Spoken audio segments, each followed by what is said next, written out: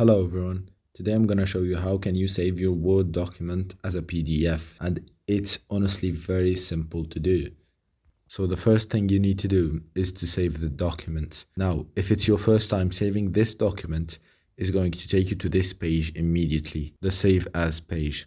If you've already saved your document, you need to click here on Files and then click on Save As. And here, as you can see, you can save your document online or on your computer.